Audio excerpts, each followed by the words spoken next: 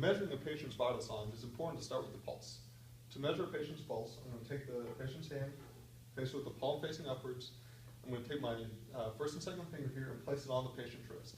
Right here you can feel the pulse, you can try it on yourself. You're going to be able to count the beats for a full minute. A healthy patient will have 60 to 100 beats in 1 minute. So here, got a clock and roll. You ready?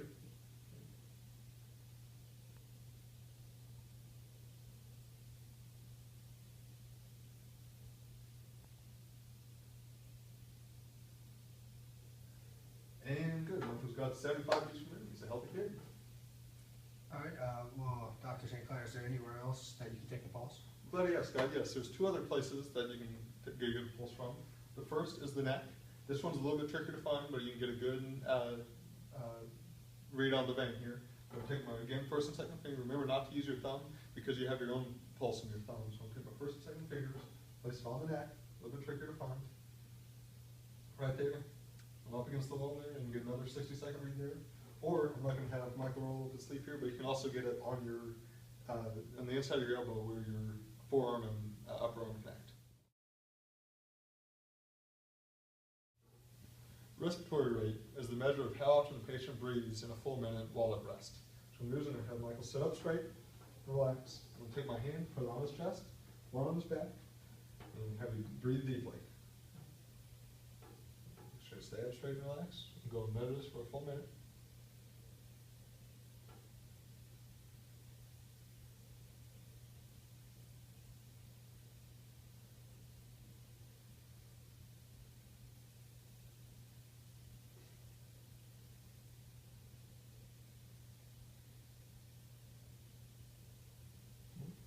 Thanks, Michael. An average respiratory rate for a healthy adult is 15 to 20 breaths per minute.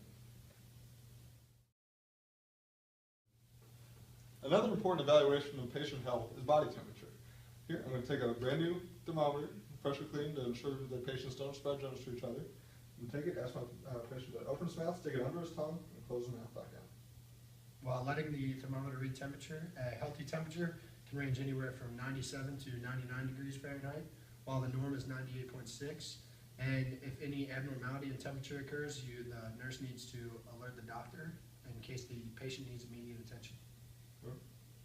All right, our thermometer stopped here. We're at 97.3, so a little below the average, but still in the normal range. Michael's still healthy. Communicating effectively with the patients in the emergency room is crucial to ensure that they remain calm and informed throughout the procedure. So far, we've been working with scenarios that are significantly less serious than what you will encounter in the real emergency room, but it's important to remember that the scenarios you will encounter in the real world are going to be very tense and emotions will be running very high. Therefore, it's crucial to make sure that patients are calm and informed throughout the entire process. Next, Scott will be able to show us a demonstration where he will walk a patient through an ultrasound procedure. Well, the doctor has informed us that you will be in need of an ultrasound. This is where our machine scans your internal organs and lets us know if there's any internal bleeding or abnormalities in any of your organs to prevent invasive surgery that is unnecessary. So right now I need you to relax and lay down. Do you have any questions? No. Okay. Well, I'm going to take this conducting gel and place it on where we're going to run the ultrasound. Very good.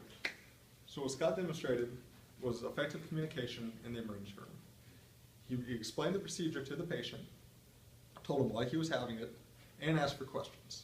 All this was done correctly to make sure that the patient was calm and informed throughout the communication process in the emergency room.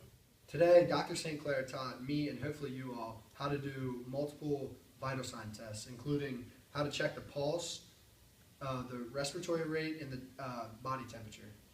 Scott also gave us a demonstration of how to effectively communicate with the patient when he needed an ultrasound. I hope you guys learned a lot about effective communication here in the emergency room at Sacred Heart Hospital, and I look forward to seeing all of you soon at Sacred Heart.